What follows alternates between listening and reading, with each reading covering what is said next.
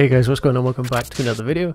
Today we got topics to go through and some of them are kind of juicy, so make sure you stick around for all of them. But we're starting off with Chelsea want to sign £200,000 a week Tottenham star. Now, out of the picture here, if you had to guess, it would probably be the last one. It's Harry Kane, as you can see pictured there. Thomas Tuchel's Chelsea are interested in signing Harry Kane from Antonio Conte's Tottenham Hotspur. This is coming from Christian Falk, so CF Bayern on Twitter, generally being very reliable, so there's definitely interest from Chelsea. He said, according to Falk, Chelsea believe that Tottenham would prefer to sell to a club like Bayern Munich rather than to another English team. So, look, Harry Kane, there's been links to Bayern and Antonio Conte has been shutting them down, right? So I think it's very unlikely that they sell him anyway. The fact that Chelsea are interested and think they can make this happen, to me, is crazy. I don't think we have a hope in hell.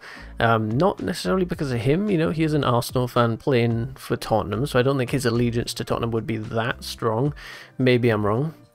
But the promise of winning trophies and being a more prestigious club, I think would definitely interest him. Of course, more money likely as well.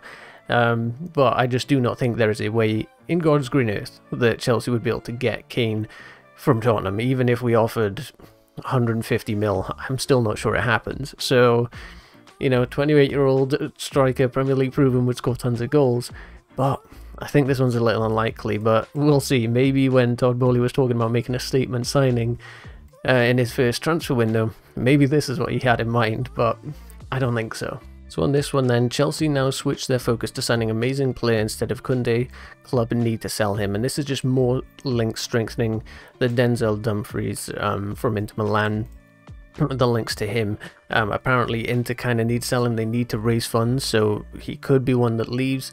We saw about 40 million was the fee reported, and my main concern with this, like I said, I think he's a good player, maybe a little expensive to be spending on a backup, which has had people thinking, and I sort of agree, that maybe the plan would be, if we can't sign enough centre-backs, that we would sign Dumfries, play him as a right wing-back, and move Reece James to right centre-back, which we've seen him play before.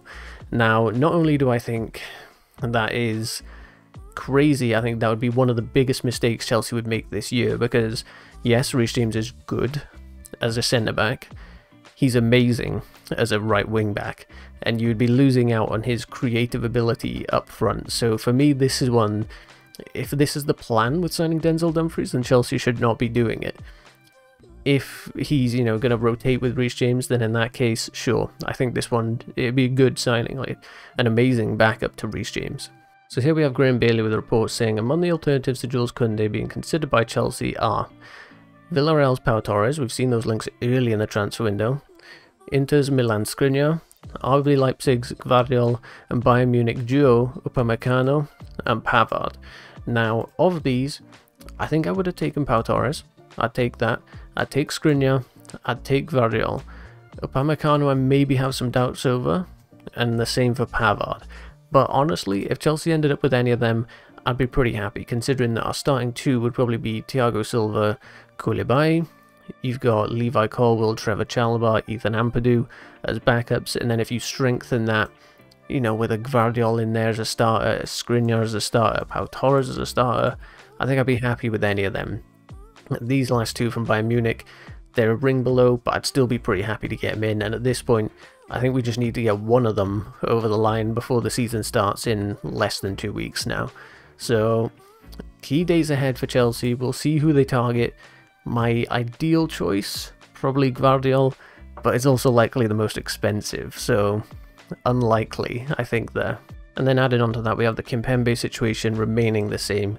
The president of the club, Galtier, still has a good, strong relationship within PSG, open to a sale, but I've told Kimpembe, even if he's agreed, the final decision will be down to him, so it's not even necessarily clear that he would leave the club. They're not ruling out a contract extension until 2024, so I don't really want Kimpembe, like I've mentioned in previous videos. Tuchel wants him, so it's very possible we do go in for him. But like I said, not my ideal choice, and seems like he'd be tough to pry away from PSG anyway, so this one I think is moving down the list in the likelihood.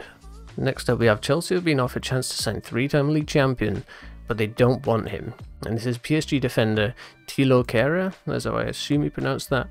This is coming from Christian Falk again on Twitter, saying that Chelsea have no interest in signing him, but he was offered to us. And, you know, he's 25-year-old, centre-back, left-back, right-back, good at long balls, fairly tall, fairly physical, right-footed, so not really what Tuchel's looking for.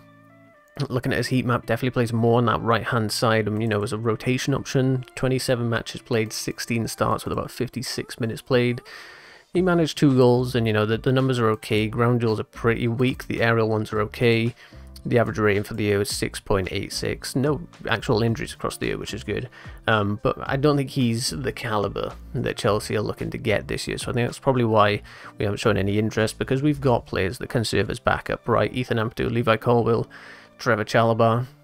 Maybe won't be one of the starting 3, assuming we're playing with a back 3. So, you know, a ring below where Chelsea are looking, basically, is what I think what's happened there. Then an update on the Hakim Ziyech situation, and it says, didn't get on the Chelsea team bus when their plane landed back in the UK earlier this week. I don't think there's too much to read into that, you know, maybe he just had plans to go somewhere after, so I don't think that's major. The move to AC Milan gathering pace once again, that is major. Fresh talks taking place this week, 2 clubs are growing more optimistic, and that's a report coming from Simon Phillips. I like that.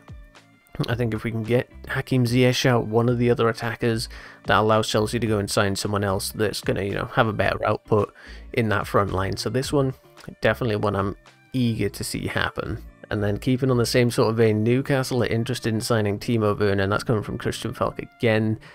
Timo Werner at Newcastle, whether he'd do well, I don't know. I think the Premier League's a bit much for him. But given that teams play differently against Newcastle, right, it's not a low block, they don't just put 11 men in defence. Maybe Timo could do a job there.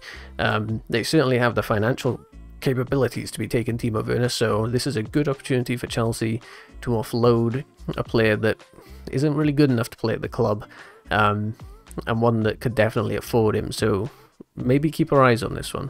Keeping on the vein of outgoings, we have Napoli have been in discussions with Chelsea over a move for Arrizabalaga, according from a report from this guy here.